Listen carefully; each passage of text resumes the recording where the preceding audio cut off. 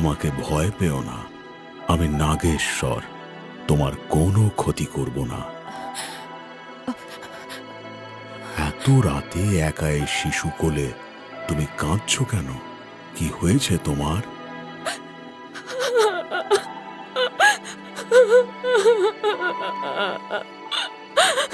তুমি কেঁদো না, যা বলার অভয়ে বলো। হে নাগেশ্বর, আমার মেয়ে ভীষণ অসুস্থ, অচৈতন্য হয়ে পড়েছে। এই গ্রামে কোনো বদ্যি কবিরাজ নেই, তাই নদীর পাড়ে এসেছি মেয়েকে নদীর ওপারে নিয়ে যাব বলে।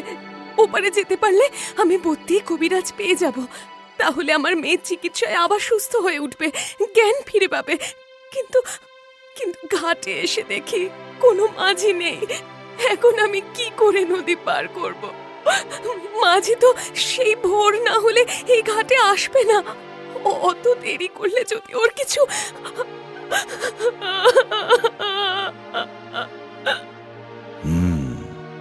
আমি তোমাকে নদী পার করে দিতে পারি, কিন্তু একটা শর্তে। বলুন, বলুন কি শর্ত নাগেশ্বর? আমি আপনার সকল শর্তে রাজি। আপনি শুধু আমাকে তাড়াতাড়ি নদী পার করে দিন। ঠিক আছে, তুমি নৌকায় বসো আর নৌকার বাঁধনটা খুলে দাও।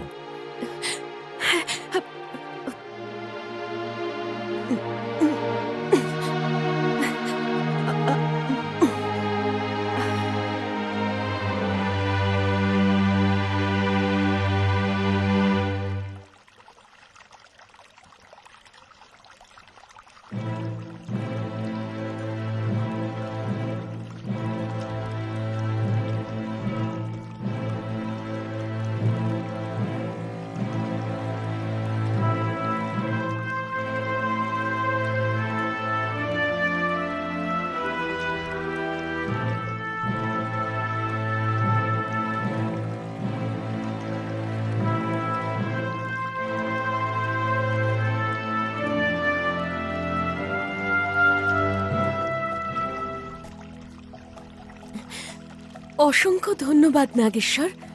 বলুন আপনার শর্ত কি? আমি যা চাইব আমাকে কিন্তু তাই দিতে হবে। কি দেবে তো? বলুন আপনার কি চাই, আমি কথা দিচ্ছি আপনি যা চাইবেন তাই দেব। এখন নয়, আমার প্রয়োজন মতো পরে চেয়ে নেব, তখন যেন ভুলে যেও না। আমি এখন যাই।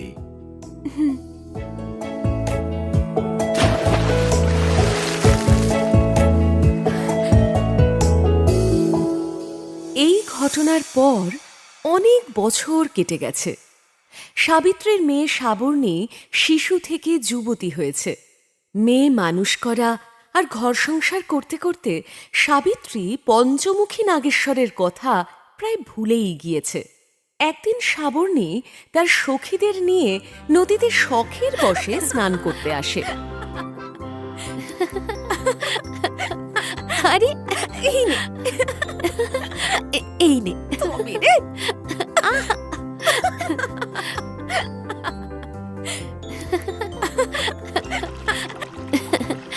না রে, মা তো আসতেই দিচ্ছিল না, অনেক বুঝিয়ে সুঝিয়ে এখানে এসেছি রে। দেখ, দেরি হলে তোর মা না আবার এখানে চলে আসে।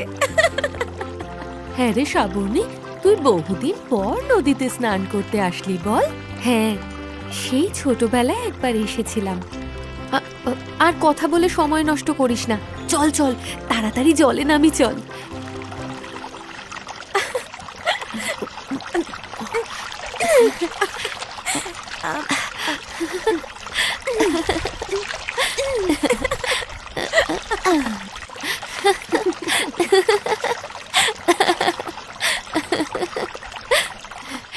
অনেক দিন পর নদীতে স্নান করতে এলাম, সত্যি কি মজা লাগছে নদীতে স্নান করতে। ওই দেখ শ্রাবণী, তোর মা আসছে রে। তোর মা আসছে, মজা করিস না তো। হ্যাঁ রে সাবর্ণী, সত্যি তোর মা